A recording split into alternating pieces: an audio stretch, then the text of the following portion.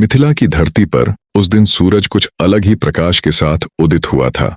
राजमहल के ऊंचे ऊंचे शिखरों पर पड़ती सूर्य की पहली किरणें ऐसा प्रतीत करा रही थीं जैसे स्वयं आकाश मिथिला के राजा को किसी महान सत्य के दर्शन कराने के लिए जाग उठा हो। मिथिला समृद्ध थी, राजा जनक न्यायप्रिय थे, उनके राज्य में किसी को अन्न की कमी नहीं थी, राजकोष भरा हुआ था, विद्वानों का सम्मान था, प्रजा राजा को पिता के समान मानती थी। लेकिन एक बात ऐसी थी जिसे कोई नहीं जानता था। राजा जनक के भीतर एक ऐसा प्रश्न जल रहा था जिसका उत्तर सोने के महलों में भी नहीं था। वह प्रश्न था, यदि मेरे पास सब कुछ है तो मेरे भीतर शांति क्यों नहीं है? सुबह का समय था। मिथिला के राजमहल में सेवक अपने अपने कार्यों में लगे थे। राजदरबार सजाया जा रहा था। दूर से शंख की ध्वनि सुनाई दे रही थी। विद्वान धीरे धीरे राजसभा की ओर बढ़ रहे थे, लेकिन राजा जनक अपने शयन कक्ष से निकलकर सीधे राजसभा में नहीं गए। वे अकेले महल की ऊंची छत पर जा खड़े हुए।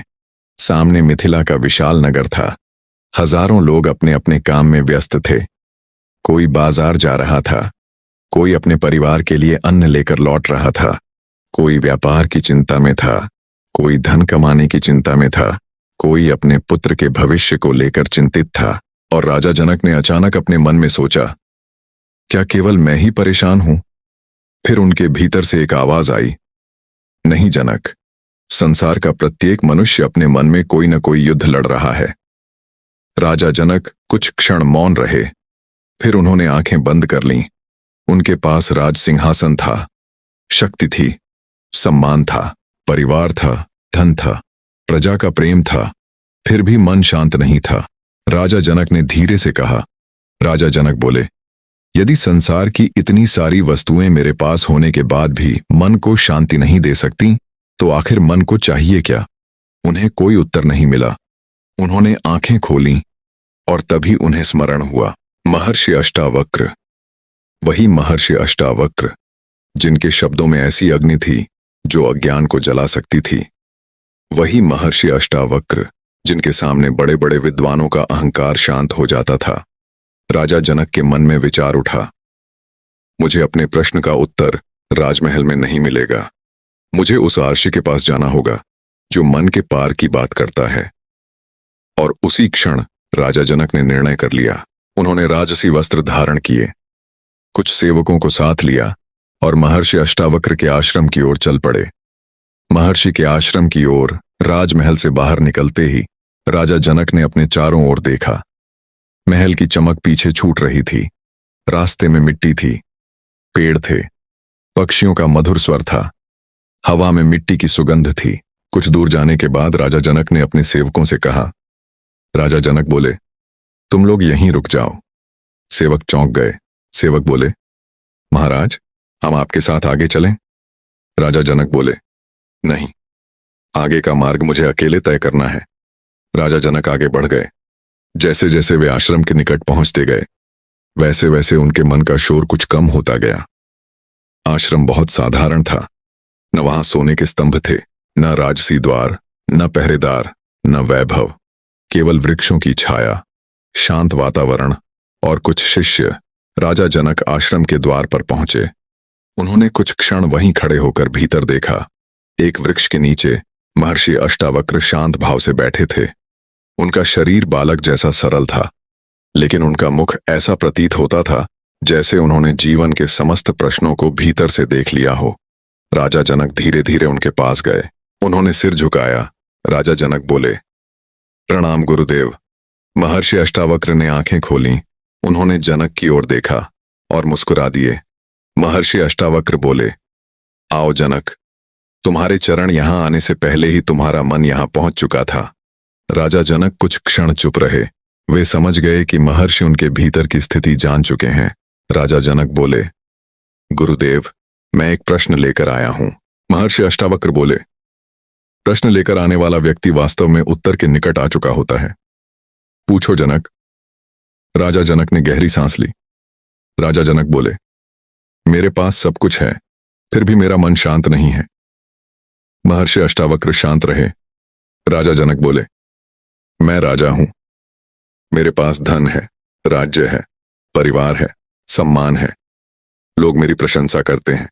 मेरे आदेश पर हजारों लोग चलते हैं, लेकिन जब मैं अकेला होता हूं तो मेरा मन मुझे चैन नहीं लेने देता। महर्षि अष्टावक्र मुस्कुराए। महर्षि अष्टावक्र बोले, जनक, तुम्हें क्या लगता है कि तुम्हारा दुख किस कारण है? राजा जनक ने तुरंत उत्तर दिया। राजा जनक बोले, राज्य की जिम्मेदारियां। अष्टावक्र ने सिर हिलाया। महर्षि अष्टावक्र बोले, यदि जिम्मेदारी ही दुख का कारण होती तो हर राजा दुखी होता और हर सन्यासी सुखी। राजा जनक चुप हो गए। महर्षि अष्टावक्र बोले, फिर? राजा जनक बोले, शायद परिस्थितियां। महर्षि अष्टावक्र बोले, यदि परिस्थितियां दुख का कारण होती तो एक ही परिस्थिति में खड़े दो मनुष्य एक जैसा अनुभव करते, लेकिन ऐसा नहीं होता। राजा जनक ने महर्षि की ओर देखा। राजा जनक बोले, तो फिर मेरा दुख कहां से आता है? महर्षि अष्टावक्र कुछ क्षण मौन रहे, फिर उन्होंने कहा। महर्षि अष्टावक्र बोले, तुम्हारा सबसे बड़ा बंधन तुम्हारा राज्य नहीं है जनक। राजा जनक ध्यान से सुनने लगे। महर्षि अष्टावक्र बोले, तुम्हारा सबसे बड़ा बंधन तुम्हारा शरीर भी नहीं है। राजा जनक की आंखें स्थिर हो गईं। महर्षि अष्टावक्र बोले, तुम्हारा सबसे बड़ा बंधन है तुम्हारा मन। राजा जनक जैसे भीतर तक हिल गए। राजा जनक बोले, मन? गुरुदेव, मन तो मेरे भीतर है, फिर मन मेरा बंधन कैसे हो सकता है? महर्षि अष्टावक्र बोले, क्योंकि मन स्वयं बंधा हुआ नहीं है जनक। तुमने अपने आप को मन के साथ बांध लिया है। राजा जनक मौन हो गए। अष्टावक्र आगे बोले। महर्षि अष्टावक्र बोले, जब मन कहता है मैं दुखी हूं, तुम मान लेते हो कि तुम दुखी हो। जब मन कहता है मुझे अपमान मिला, तुम मान लेते हो कि तुम्हारा अपमान हुआ। जब मन कहता है मुझे यह चाहिए, तुम उसके पीछे दौड़ने लगते हो। जब मन कहता है मुझे यह नहीं चाहिए, तुम उससे बचने के लिए संघर्ष करने लगते हो। और जब मन कहता है मैं हार गया, तुम स्वयं को हारा हुआ मान लेते हो। राजा जनक ने धीरे से पूछा। राजा जनक बोले, तो क्या मन जो कुछ कहता है वह सत्य नहीं होता? महर्षि अष्टावक्र बोले, मन का काम सत्य बताना नहीं है जनक, मन का काम विचार उत्पन्न करना है। राजा जनक की आंखों में जिज्ञासा बढ़ गई। राजा जनक बोले, लेकिन यदि मन विचार करता है तो मैं उन विचारों को कैसे पहचानूं? अष्टावक्र बोले। महर्षि अष्टावक्र बोले, यही जागरण की शुरुआत है। मन और तुम क्या दोनों अलग हैं? महर्षि अष्टावक्र ने पास रखी एक छोटी सी लकड़ी उठाई। उन्होंने उसे जमीन पर रखा। महर्षि अष्टावक्र बोले, जनक, इसे देखो। राजा जनक बोले, जी गुरुदेव। महर्षि अष्टावक्र बोले, अब बताओ, क्या तुम यह लकड़ी हो? राजा जनक मुस्कुराए। राजा जनक बोले, नहीं। महर्षि अष्टावक्र बोले, क्यों? राजा जनक बोले, क्योंकि मैं इसे देख रहा हूं। अष्टावक्र मुस्कुराए। महर्षि अष्टावक्र बोले, अब अपने मन को देखो। राजा जनक कुछ क्षण शांत रहे। महर्षि अष्टावक्र बोले, तुम्हारे भीतर अभी विचार चल रहे हैं? राजा जनक बोले, हां। महर्षि अष्टावक्र बोले, तुम उन विचारों को देख सकते हो? राजा जनक बोले, हां। महर्षि अष्टावक्र बोले, तो फिर विचारों को देखने वाला कौन है? राजा जनक मौन। ये प्रश्न साधारण नहीं था। उन्होंने आंखें बंद कर लीं। एक विचार आया, मैं राजा हूं। दूसरा विचार आया, मुझे शांति चाहिए। तीसरा विचार आया, मुझे उत्तर चाहिए।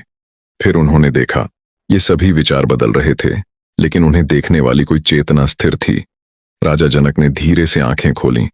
राजा जनक बोले, गुरुदेव, विचार बदलते हैं, लेकिन उन्हें देखने वाला कुछ स्थिर है। महर्षि अष्टावक्र बोले, बस यहीं से बंधन टूटना शुरू होता है जनक। राजा जनक ध्यान से सुनने लगे। महर्षि अष्टावक्र बोले, तुम्हारी समस्या विचारों का होना नहीं है, तुम्हारी समस्या विचारों को मैं मान लेना है। राजा जनक बोले, तो क्या मुझे विचारों को रोक देना चाहिए? अष्टावक्र हंसे। महर्षि अष्टावक्र बोले, नहीं जनक, विचारों को रोकने वाला भी एक विचार ही है। राजा जनक आश्चर्य से देखने लगे। महर्षि अष्टावक्र बोले, तुम मन को रोकने की कोशिश करते हो। मन कहता है मुझे शांत होना चाहिए, फिर तुम उस विचार को पकड़ लेते हो। अब मन पहले से भी अधिक सक्रिय हो जाता है। राजा जनक बोले, तो फिर मन को शांत कैसे किया जाए? अष्टावक्र ने कहा, मन को शांत करने की कोशिश मत करो, पहले यह देखो कि मन है क्या। राजा जनक की दृष्टि गंभीर हो गई। राजा जनक का दूसरा प्रश्न। राजा जनक बोले, गुरुदेव, यदि मैं अपने मन के विचार नहीं हूं, तो फिर जब कोई मुझे अपमानित करता है, मुझे दुख क्यों होता है? महर्षि अष्टावक्र बोले, क्योंकि तुम्हारे भीतर मैं की एक छवि बनी हुई है।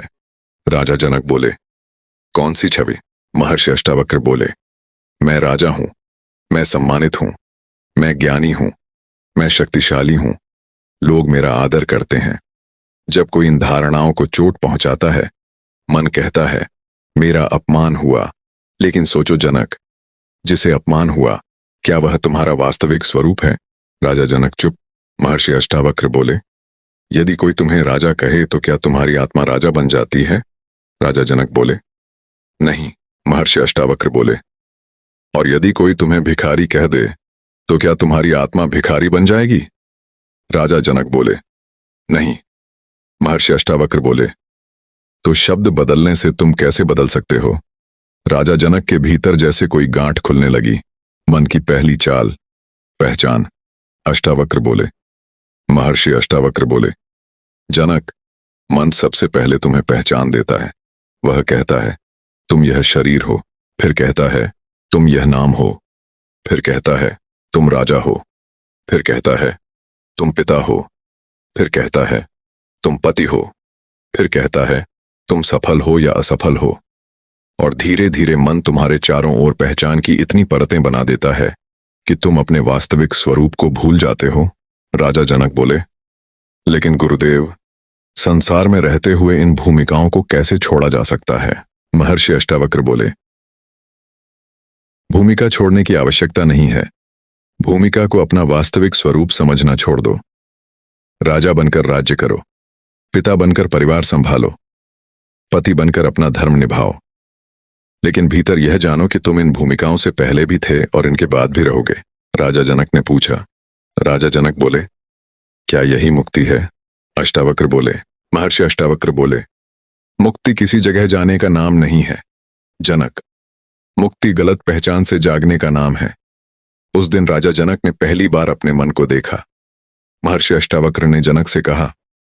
महर्षि अष्टावक्र बोले, अब अपनी आंखें बंद करो। राजा जनक ने आंखें बंद कर लीं। महर्षि अष्टावक्र बोले, अपने मन को देखो। कुछ क्षण मौन रहा। फिर महर्षि अष्टावक्र बोले, क्या विचार आ रहा है? राजा जनक बोले, मुझे लग रहा है कि मैं ठीक से ध्यान नहीं कर पा रहा। महर्षि अष्टावक्र बोले, अच्छा, उस विचार को देखो। कुछ देर बाद राजा जनक बोले, अब एक और विचार आया, क्या मैं कभी मुक्त हो पाऊंगा? महर्षि अष्टावक्र बोले, उस विचार को भी देखो। फिर राजा जनक बोले, अब मन कह रहा है कि शायद यह सब व्यर्थ है। अष्टावक्र मुस्कुराए। महर्षि अष्टावक्र बोले, उस विचार को भी देखो। राजा जनक कुछ क्षण शांत रहे। विचार आते रहे, जाते रहे। कभी कोई स्मृति आई, कभी भविष्य की चिंता, कभी राज दरबार की याद, कभी अपने परिवार की, कभी अपने राज्य की। लेकिन राजा जनक पहली बार उन्हें पकड़ नहीं रहे थे, केवल देख रहे थे। कुछ देर बाद अष्टावक्र बोले, आंखें खोलो जनक। राजा जनक ने आंखें खोली। उनके चेहरे पर पहले जैसी बेचैनी नहीं थी। राजा जनक बोले, गुरुदेव, विचार अभी भी हैं। महर्षि अष्टावक्र बोले, हाँ। राजा जनक बोले, लेकिन कुछ बदल गया है। महर्षि अष्टावक्र बोले, क्या? राजा जनक ने धीमे स्वर में कहा, पहले मैं विचारों के भीतर था, अब ऐसा लगता है जैसे विचार मेरे सामने हैं। महर्षि अष्टावक्र के मुख पर प्रसन्नता दिखाई दी। महर्षि अष्टावक्र बोले, यही अंतर है बंधन और जागरण में। बंधन विचारों से नहीं, विचारों से चिपकने से है। अष्टावक्र बोले, जनक, मन में विचार आना समस्या नहीं है। क्रोध का विचार आए, उसे देखो। लोभ का विचार आए, उसे देखो। भय आए, उसे देखो। ईर्ष्या आए, उसे देखो। कामना आए, उसे देखो। प्रशंसा की इच्छा आए, उसे देखो। लेकिन तुरंत यह मत कहो, यही मैं हूं। राजा जनक बोले, और यदि विचार बहुत शक्तिशाली हो जाए, महर्षि अष्टावक्र बोले, तब और अधिक जागरूक हो जाओ। राजा जनक बोले, यदि क्रोध बहुत तेज हो, महर्षि अष्टावक्र बोले, क्रोध को देखो। राजा जनक बोले, यदि भय शरीर को कांपाने लगे, महर्षि अष्टावक्र बोले, भय को देखो। राजा जनक बोले, यदि दुख बहुत गहरा हो, महर्षि अष्टावक्र कुछ क्षण मौन रहे, फिर बोले, दुख को भी देखो जनक। दुख से भागोगे तो वह तुम्हारा पीछा करेगा, दुख से लड़ोगे तो वह मजबूत होगा, दुख को दबाओगे तो वह भीतर छिप जाएगा। लेकिन दुख को साक्षी होकर देखोगे तो तुम्हें धीरे धीरे दिखाई देगा कि दुख भी आता है और चला जाता है। राजा जनक बोले, तो क्या कोई भी भावना स्थायी नहीं है? महर्षि अष्टावक्र बोले, जो आती जाती है वह तुम्हारा स्थायी स्वरूप कैसे हो सकती है? राजा जनक के मन में सबसे बड़ा प्रश्न। राजा जनक कुछ देर मौन रहे, फिर उन्होंने महर्षि अष्टावक्र की ओर देखा। राजा जनक बोले, गुरुदेव, यदि मन ही बंधन है तो क्या मन को नष्ट करना होगा? महर्षि अष्टावक्र ने तुरंत कहा, नहीं। राजा जनक चौंके। महर्षि अष्टावक्र बोले, मन को नष्ट करने की इच्छा भी मन की ही एक इच्छा है। तुम मन को मारना चाहते हो, लेकिन कौन मारना चाहता है? राजा जनक चुप। महर्षि अष्टावक्र बोले, मन से युद्ध मत करो, मन को दुश्मन मत बनाओ, मन को केवल एक उपकरण की तरह देखो। जैसे राजा अपने राज्य का निरीक्षण करता है, वैसे ही अपने मन का निरीक्षण करो। राजा जनक बोले, और यदि मन मेरी बात न माने? अष्टावक्र मुस्कुराए। महर्षि अष्टावक्र बोले, जनक, क्या आकाश बादलों से लड़ता है? राजा जनक बोले, नहीं। महर्षि अष्टावक्र बोले, क्या नदी अपने भीतर गिरने वाले पत्तों से लड़ती है? राजा जनक बोले, नहीं। महर्षि अष्टावक्र बोले, उसी प्रकार चेतना को मन से लड़ने की आवश्यकता नहीं। मन कहता है, तुम्हें यह चाहिए। अष्टावक्र ने कहा। महर्षि अष्टावक्र बोले, अब मन की दूसरी चाल समझो। राजा जनक बोले, कौन सी चाल? महर्षि अष्टावक्र बोले, मन तुम्हें वस्तुओं के पीछे दौड़ाता है। वह कहता है, यह मिल जाए तो सुख मिलेगा। फिर जब वह मिल जाता है तो कहता है, अब इससे भी अधिक चाहिए। और जब वह वस्तु चली जाती है तो कहता है, मैं दुखी हूं। इस प्रकार मन तुम्हें इच्छा, प्राप्ति और भय के चक्र में घुमाता रहता है। राजा जनक बोले, लेकिन इच्छा के बिना जीवन कैसे चलेगा? महर्षि अष्टावक्र बोले, आवश्यकता और आसक्ति में अंतर है। भोजन चाहिए, भोजन करो।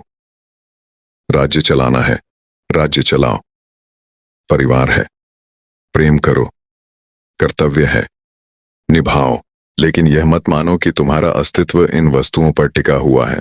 राजा जनक ने पूछा, तो क्या मुझे किसी चीज से प्रेम नहीं करना चाहिए?